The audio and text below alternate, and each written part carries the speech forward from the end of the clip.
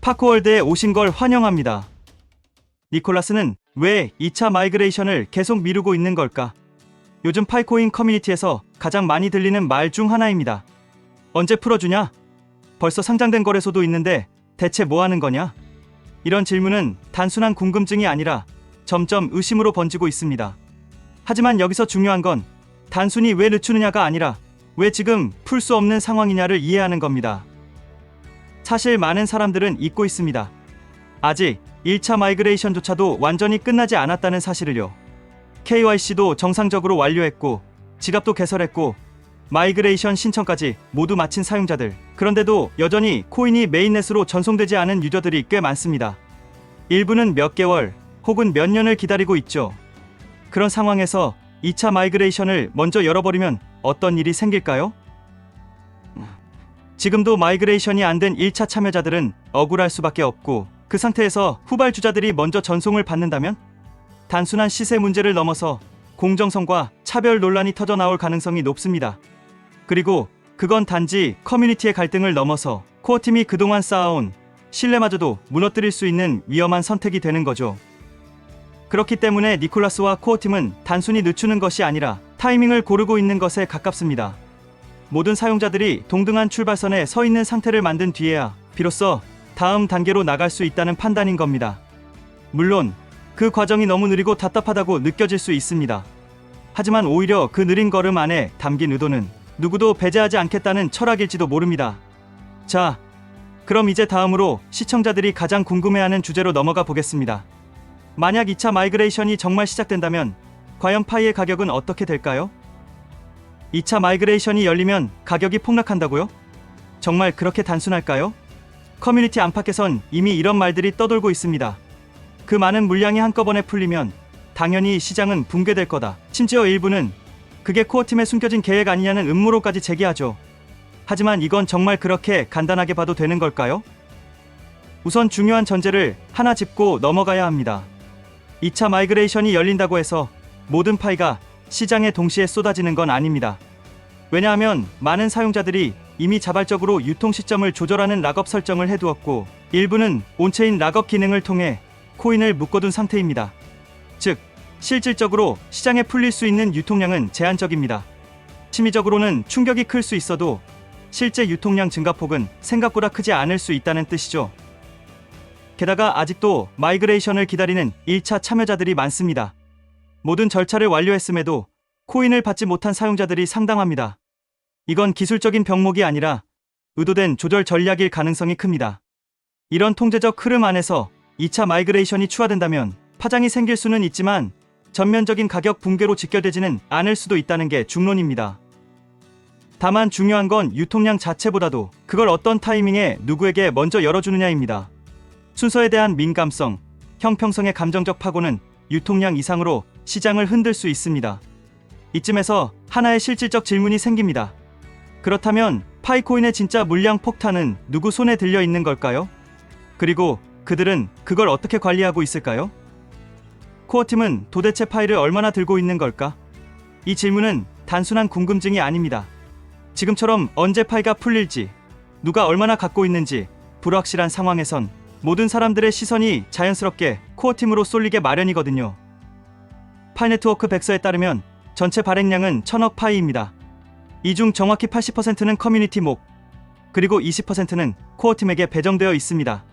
하지만 중요한 건 이 20%의 해제 방식입니다. 코어팀은 단순히 시간이 지나면 자동으로 토큰을 해제받는 구조가 아닙니다. 오히려 커뮤니티에게 실제로 유통된 파이 수량에 비례해서만 자신들의 락업 물량을 천천히 풀 수 있도록 설계되어 있습니다. 즉, 유저가 먼저 코인을 받지 않으면 코어팀도 그 몫에 해당하는 보상을 받을 수 없다는 뜻이죠. 이건 굉장히 희귀한 구조입니다. 대부분의 프로젝트들은 투자자와 팀 물량이 먼저 잠금 해제되면서 시장에 영향을 주곤 하지만 파이는 사용자 유통 속도의 동기화된 구조를 통해 오히려 코어팀이 가장 늦게 보상을 받는 시스템을 채택했습니다.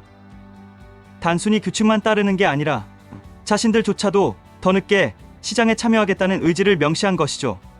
결국 이 구조는 파이코인의 신뢰 시스템이 단지 말이 아니라 설계 그 자체로 구현되어 있다는 증거라고도 볼 수 있습니다. 그리고 이 신뢰 구조가 어떤 상장 전략이나 거래소와의 관계에서도 반영되고 있는지를 더 구체적으로 살펴보겠습니다. 락업이라고요? 그냥 묶어두는 거 아니에요? 대부분 그렇게 생각하죠. 하지만 파이코인의 락업 구조는 단순한 시간 제한이 아닙니다. 단순히 시간이 지나 자동으로 해제되는 방식이 아니라 일반 사용자에게 실질적으로 전송된 파이 수량에 비례해 코어팀의 락업 물량이 점진적으로 해제되는 구조입니다. 흥미로운 건 이런 락업 원칙이 단지 코어팀에게만 적용되는 게 아니라는 점입니다. 일반 사용자들 역시 모든 절차를 마쳤음에도 아직 코인을 받지 못한 사례들이 많습니다. 이건 단순한 기술적 지연이라기보다는 전체 유통량을 순차적으로 조절하려는 의도된 간격 조정으로 볼 여지도 있는 대목입니다. 이 구조는 코어팀에게도 그대로 적용됩니다. 코어팀은 커뮤니티 유통이 일정 수준에 도달하지 않으면 자신들의 락업을 해제할 수 없습니다. 이건 단순히 락업 조건을 정해둔 게 아니라 보상을 받기 위해선 사용자들이 먼저 받아야만 한다는 구도적 연동입니다. 그리고 많은 사용자들 역시 자발적으로 락업을 설정해 두었습니다. 단순히 전송을 기다리는 게 아니라 받아도 팔지 않겠다는 결정을 스스로 내린 사람들이 많다는 겁니다. 물론 그에 더해 채굴 속도가 증가하는 보너스까지 따라오게 되는 거죠. 일부는 1년, 일부는 3년 이상의 온체인 락업을 적용해 두었죠. 결국 지금 시장에 풀릴 수 있는 파이의 실질 유통량은 우리가 생각하는 것보다 훨씬 제한적입니다. 기술적으로 유통이 가능하다고 해서 모두 시장에 나오는 건 아니라는 거예요. 이쯤 되면 질문이 다시 떠오릅니다.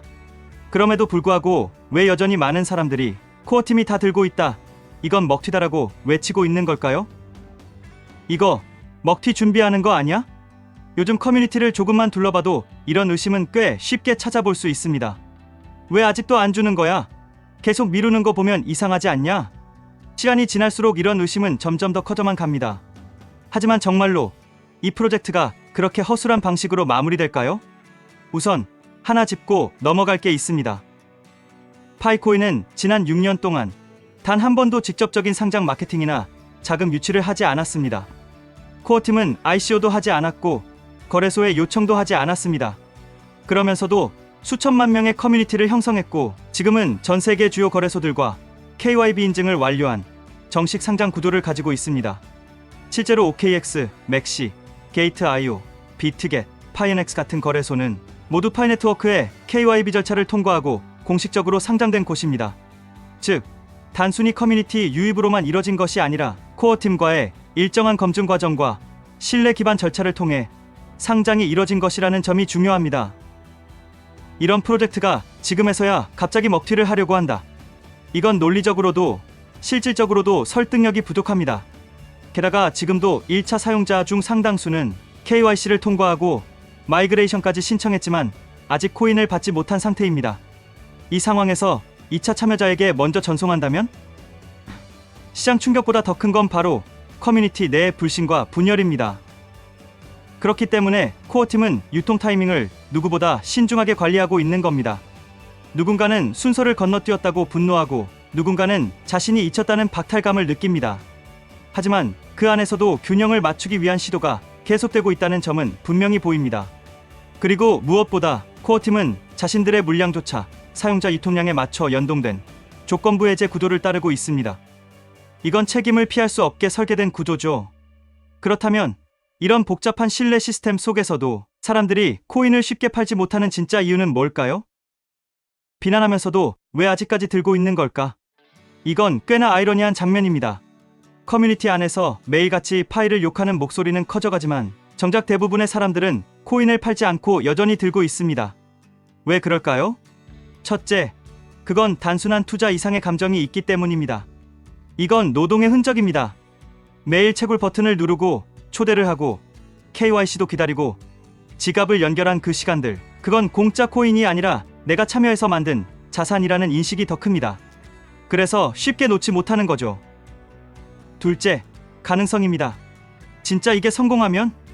그 생각이 아주 작게, 아주 멀리 있지만 여전히 남아 있습니다.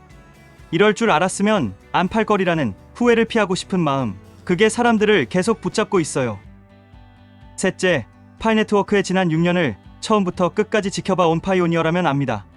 거북이처럼 느리게 움직이지만 그 안에 담긴 진정성과 일관된 철학을 말이죠. 빠르게 결과를 보여주진 않지만 무언가를 진짜 만들고 있다는 감각, 그리고 그 끝에 파이 생태계가 확장될 수 있다는 믿음이 사람들을 끝까지 붙잡고 있는 이유이기도 합니다. 그래서 누군가는 이렇게 말합니다. 그래도 코어팀은 순서를 지키려는 의지를 포기하지 않았구나. 이 믿음이 어쩌면 지금의 불안함 속에서도 우리가 완전히 돌아서지 못하는 이유인지도 모릅니다. 하지만 그럼에도 불구하고 이제는 결단이 필요한 순간이 다가오고 있습니다. 과연 이 신뢰와 기대가 언젠가 현실이 될 수 있을까요? 아니면 지금의 침묵이 모든 걸 지우는 시작일까요? 우리는 지금 아주 이상한 지점에 서 있습니다. 모든 절차를 다 마쳤는데도 아직 코인을 받지 못한 사람들, 끝없이 기다리면서도 여전히 포기하지 않는 사람들, 그리고 느려도 결국 도달할 거라 믿는 사람들. 이 프로젝트는 누구에게나 쉬운 답을 주지 않습니다. 하지만 그럼에도 불구하고 파이오니어들은 오늘도 여전히 묻고 또 기다립니다. 그 기다림이 의미 없지 않기를, 그 믿음이 언젠가 닿기를.